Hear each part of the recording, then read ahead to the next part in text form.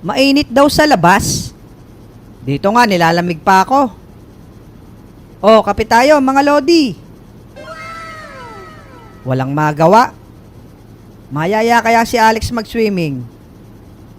Matawagan nga. Hello, Alex.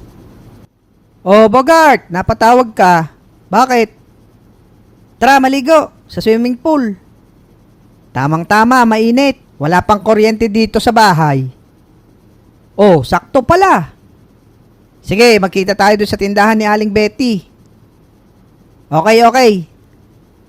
Teka, makapagpaalam muna kay nanay.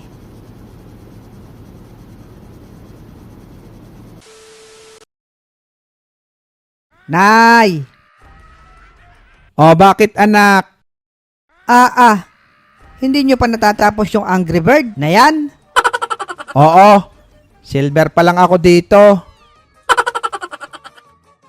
Ako'y maliligo muna. Sasamahan ko si Alex sa swimming pool. Ay sige, napangit ang laro ko pag andito ka. Lakad na. Si inay talaga. Sige ho, ako'y aalis na. Bogart, isarado mo yung pinto. Baka lumabas ang aircon. Sige, Nay.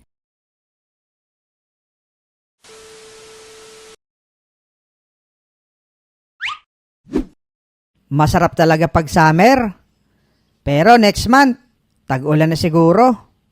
Makaalis na nga at ako'y inaantay na ni Alex. Hala, ano yun? Nako, lumabas na nga ang aircon. Yari ako kay nanay. What? Teka, at aking huhulihin muna.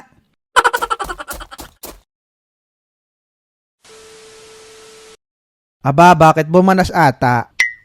Animal na bata yan. Sabing isara ang pinto at lalabas ang aircon.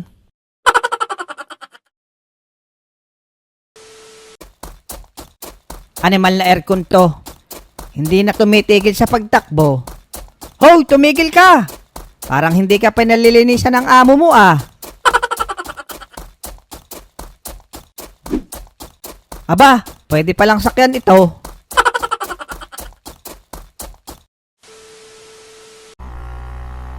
Pre, bago tong motor ko, kaya mabilis. Oo nga pare, matulin nga. Oo pare. Teka, tumigil ka. Hinahanap ka na ni nanay. Mabilis nga pare. Kaso mas mabilis ata sa iyo yun. Pare, baka nakarimap yun, kaya mabilis.